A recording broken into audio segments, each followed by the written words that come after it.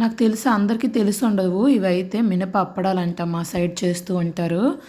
ఇది ఎలా చేయాలనేది నేను ప్రాసెస్ చెప్తాను. ముందైతే అది చూసేయండి. నువ్వులు ముందు తీసుకోవాలి. నువ్వులు మనకు టేస్ట్ తగ్గట్టుగా ఇంక ఎన్నైనా తీసుకోవచ్చు. ఇంక ఇవైతే చిన్ని ఎండు మిరపకాయలనమాట.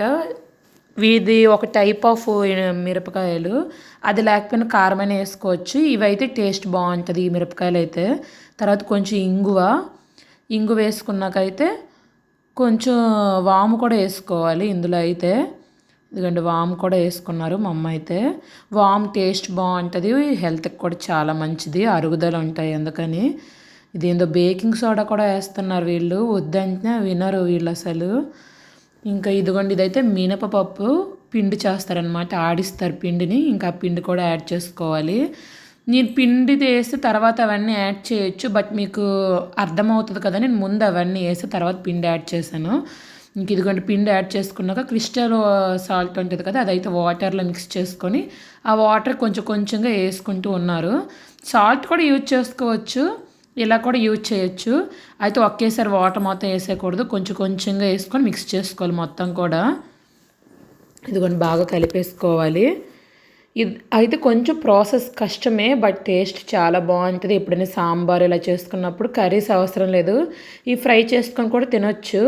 ఇదిగోండి, బాగా మిక్స్ చేసుకోవాలి. ఇది కొంచెం మిక్స్ చేయడం కష్టం అనమాట. కొంచెం కొంచెం తీసుకొని బాగా కలుపుకోవాలి. అసలు దీన్నే మేము పేడించడం అంటాము. అసలు ఎంత బాగా పేడించాలంటే అసలు సాగాలన్నమాట. అదైతే అంత చక్కగా రావాలి, అలా వస్తేనే మనకి టేస్ట్ బాగుంటుందంట. నాకైతే తెలీదు, మా అమ్మ ఇప్పుడు చేస్తే ఇలా కూర్చొని చూడడమే నేనైతే ఎక్కువగా. నేను చేస్తానని చెయ్యి కూడా పెట్టినేవారు మా అమ్మ వాళ్ళు అయితే. ఇదిగోండి, చక్కగా మొత్తం కొంచెం కొంచెం తీసుకొని బాగా మిక్స్ చేసుకొని ఒక పక్కన పెట్టుకోవాలి మొత్తం కూడా. ఇది ఒక్కటే కష్టం ఇందులో, మిగతాదంతా ఈజీనే. అయితే ఇదే కొంచెం డిఫికల్ట్గా ఉంటుంది. తర్వాత కొంచెం ఆయిల్ వేసుకొని మొత్తం కొంచెం ఆయిల్ స్ప్రెడ్ చేసుకొని ఒక పక్కన పెట్టుకోవాలి. కింద కొంచెం నువ్వులు వేసుకొని నువ్వుల పైన అయితే ముద్ద పెట్టుకొని ఒక పక్కన పెట్టేసుకోవాలి. తర్వాత అయితే చిన్న చిన్నగా ఉండలు చేసుకోవడం ఇదైతే. ఇదిగోండి, ఇంకా చిన్న చిన్న బాల్స్లో చేసుకుని ఆ నువ్వుల్లో డిప్ చేసుకోవాలి. చాలా బాగుంటాయి టేస్ట్ అయితే. అయితే కొంచెం చేయడం ప్రాసెస్ కొంచెం డిఫికల్ట్గానే ఉంటుంది, అందరు చేయలేరు. ఇంట్లో పెద్దవాళ్ళు ఎవరైనా ఉంటే ఒకసారి ఈ విధంగా ట్రై చేయమని చెప్పండి, చాలా బాగుంటాయి టేస్ట్ అయితే.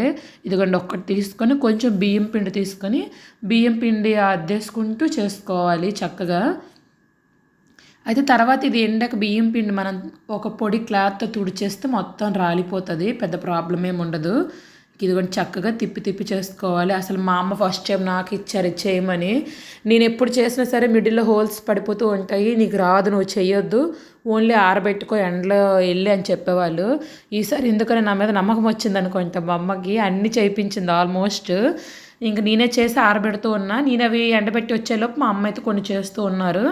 ఇంక పైన మేడ మీద నీట్గా ముందుగానే ఇది ప్రిపేర్ చేసుకునే ముందే మనం నీట్గా క్లీన్ చేసుకోవాలి, వాటర్తో నీట్గా కడిగేసుకొని తుడిచేసుకున్నాక అప్పుడు ఇవి ఆరబెట్టుకోవాలి. క్లాత్ మీద అలా అయితే అవ్వదు, ఇదైతే నేల మీద ఆరబెట్టుకోవాలి. ఎందుకని ముందుగా నేల నీట్గా వాష్ చేసుకోవాలి, తర్వాత అయితే ఒక్కొక్కటి తీసి ఆరబెట్టుకోవడమే. చాలా బాగుంటాయి టేస్ట్ అయితే. అయితే 1 డే మొత్తం ఆరాలి, మంచి ఎండ అయితే ఎండలోనే ఆరాలి ఎక్కువగా. ఇదిగోండి, మొత్తం అన్నీ ఇవైతే నేనైతే ఎండబెట్టేశాను. తర్వాత కిందకెళ్ళి మళ్ళీ చేస్తూ ఉన్నా.